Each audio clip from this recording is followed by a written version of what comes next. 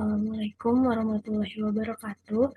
Perkenalkan, saya Naomi Fanya Dewinta dengan NIM 2023041155 dari kelas Sosiologi Komunikasi Komd. Di sini saya akan menjelaskan tentang Society 5.0 and Revolution Industry 4.0.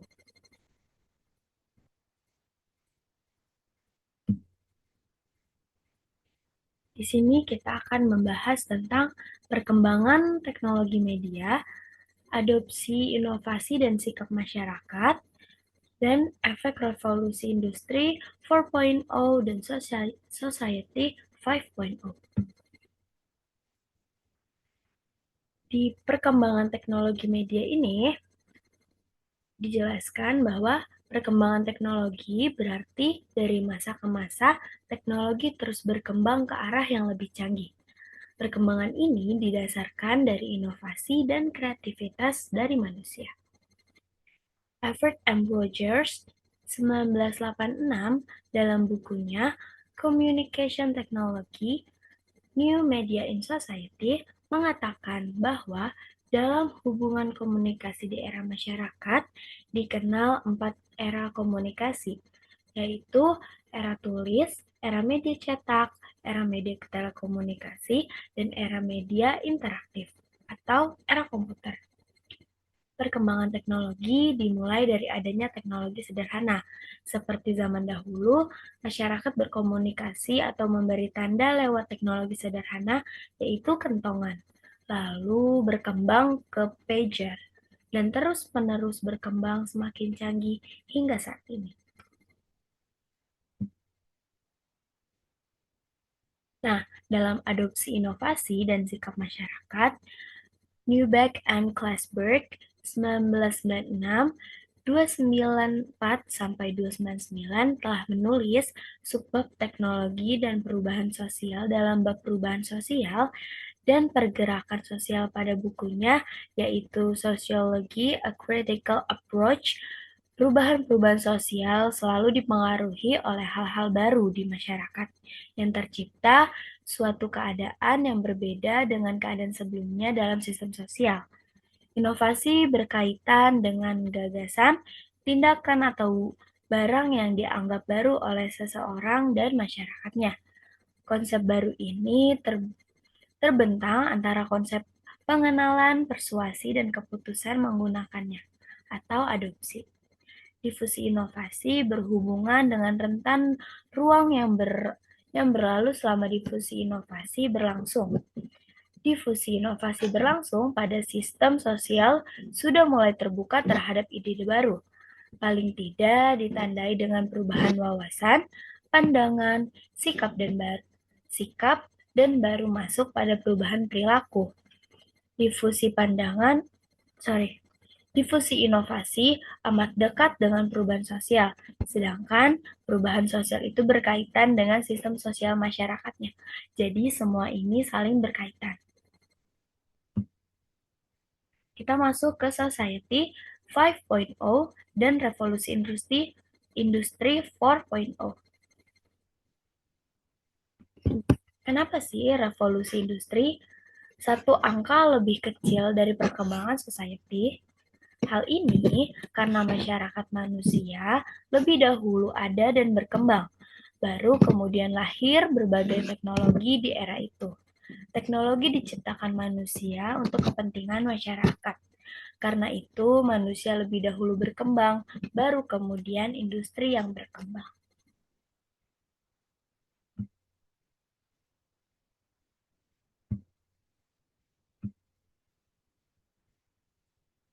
Kita masuk ke revolusi industri 4.0. Revolusi industri atau juga yang biasa dikenal dengan istilah cyber physical system ini sendiri merupakan sebuah fenomena di mana terjadinya kolaborasi antara teknologi cyber dengan teknologi otomatisasi. Dengan adanya revolusi ini sendiri membawa banyaknya perubahan di berbagai sektor. Dampak dari adanya revolusi industri ini banyak memudahkan kegiatan manusia dan banyak mesin-mesin canggih seperti mesin ATM. Kita tidak lagi perlu ke bank dan menunggu antrian yang sangat lama jika ingin mengambil uang. Sekarang banyak mesin ATM tersebar di seluruh penjuru. Banyak kan sekarang kayak di rumah sakit, bahkan di supermarket sudah banyak adanya mesin ATM.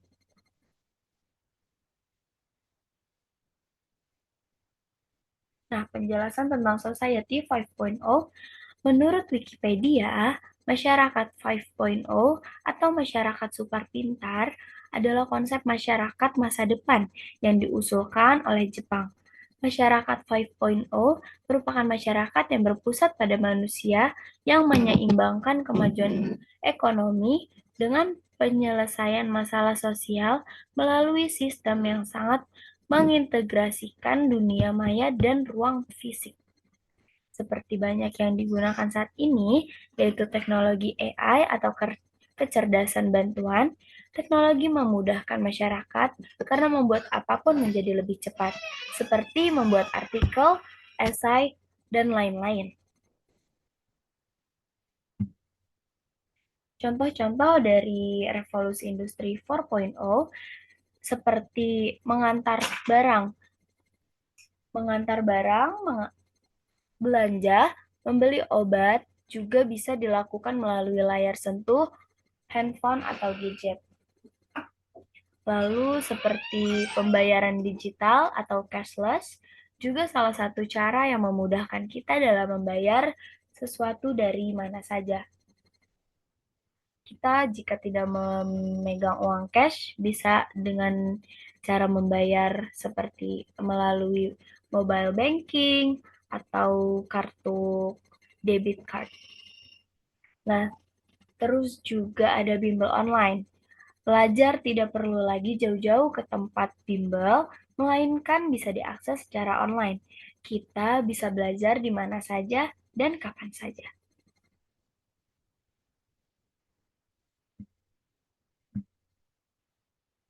Lalu yang terakhir ada contoh dari Society 5.0.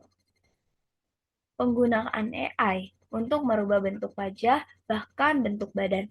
Sekarang kita hanya misalnya modal kamera, lalu kita bisa mengedit sesuka hati kita akan dijadikan apa muka tersebut dan kita bisa mengedit dengan misalnya muka kita mirip seperti artis atau muka kita jadi mirip seperti di film kartun. Bisa menggunakan teknologi AI. Lalu, ChatGPT biasa digunakan untuk mengajukan pertanyaan. ChatGPT dibuat sedemikian mirip balasannya dengan chat manusia. Jadi kita bisa chat tanpa dengan manusia lain, tapi seperti chat dengan manusia. Itulah kemajuan teknologi. Lalu ada penggunaan robot untuk membantu pekerjaan restoran.